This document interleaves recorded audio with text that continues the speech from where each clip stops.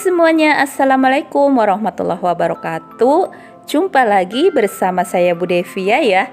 Dan hari ini saya akan membuat yang seger-seger lagi, tentunya dengan yang baru-baru lagi. Jadi untuk teman-teman nanti simak terus ya ke proses pembuatannya sampai selesai. Ini saya akan membuat es pisang hijau teman-teman. Jika teman-teman mau usaha, ini bisa banget dicoba. Lumayan teman-teman buat nambah pemasukan. Cara bikinnya juga simple banget. Nah, di sini saya sudah siapkan panci ya. Ini saya sudah rebus airnya. Kita masukkan pisang nangka ya, 5 butir, tapi nanti saya gunakan 4 butir aja, teman-teman. Soalnya yang satu ini terlalu matang. Kemudian ini dikukus kurang lebih 20 menitan gitu. Pokoknya sampai matang, teman-teman. Nah, ini setelah 20 menit diangkat ya, teman-teman, lalu didinginkan dulu. Ini yang satu tuh mateng banget tuh sampai keluar gitu. Kalau yang 4 masih bagus. Kalau yang satu terlalu matang. Ini kita sisihkan. Nah, ini sudah saya kupas yang 3 ya.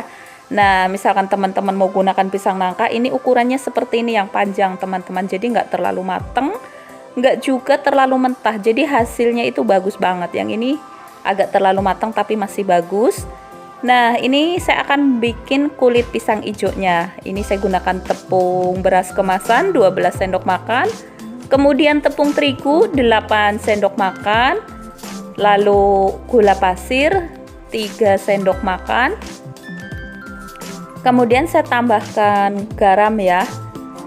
Ini garamnya setengah sendok teh aja. Kemudian saya masukkan santan kelapa ya teman-teman, ini saya gunakan 600 ml. Kemudian pasta pandan, kalau untuk pasta secukupnya aja ya, nanti warnanya teman-teman sesuaikan sendiri. Kemudian ini diaduk sampai adonannya itu rata dan juga warnanya ya, supaya tidak menggerindil. Ini kita aduk-aduk sampai rata seperti ini ya teman-teman. Ini sudah rata. Lalu akan saya saring ya. Ini saya pindahkan, sudah saya siapkan wajan. Ini disaring ya supaya tidak ada yang menggerindil. Ini pasti nggak halus banget tuh ini ya teman-teman. Jadi harus disaring. Kemudian ini dimasak sampai matang ya teman-teman, dan gunakan api sedang aja. Ini kurang lebih pokoknya sampai matang aja. Kurang lebih 15 menitan gitu teman-teman. Pokoknya sampai matang ya. Nih, ini cara bikinnya tuh gampang banget. Jadi untuk teman-teman jika mau usaha ini bisa dicoba, apalagi nanti kalau bulan puasa ya, ini laris banget teman-teman. Jadi silahkan dicoba. Mau buat sendiri acara-acara di rumah juga ini enak banget. Nah, ini harus terus diaduk ya supaya tidak gosong teman-teman. Ini lama-lama tuh pasti dia akan jadi mengental gini. Bagusnya menggunakan teflon ya teman-teman, tapi kalau nggak ada menggunakan wajan juga nggak apa-apa. Ini kita aduk-aduk gini, pokoknya nih sampai matang seperti ini ya, pokoknya sampai tanek teman-teman. Nah, ini sudah matang, kita sisihkan ya. Selanjutnya di sini saya sudah siapkan tampah dan juga plastik ya teman-teman. Ini saya tuang beberapa sendok. Ini akan saya gulung dulu ya. Ini gulungnya di waktu masih agak panas gitu ya, jadi bagus hasilnya, nempel di pisangnya teman-teman. Kemudian ini dipipihkan seperti ini, dibikin agak lebar ya supaya nanti masukinnya pisangnya gampang. Nah, untuk teman-teman yang sudah dukung, terima kasih banyak ya teman-teman atas dukungannya. Semoga teman-teman selalu diberi keberkahan, kesuksesan dan juga sehat selalu ya teman-teman. Pokoknya terima kasih banyak. Nah, ini kita tenet-tenet sedikit ya, apa itu, tekan-tekan teman-teman. Ini agak ditekan-tekan sedikit, ujungnya kita potong. Ini gampang kok, ini pas banget adonannya, bagus banget, rasanya juga enak soalnya menggunakan santan ya teman-teman. Nah, ini yang pisang yang lurus ya, ini sudah jadi karena pisangnya memang besar banget ya teman-teman. Nih sudah jadi satu. Ini saya akan gulung yang pisang bengkok ya. Jadi misalkan teman-teman pengen lurus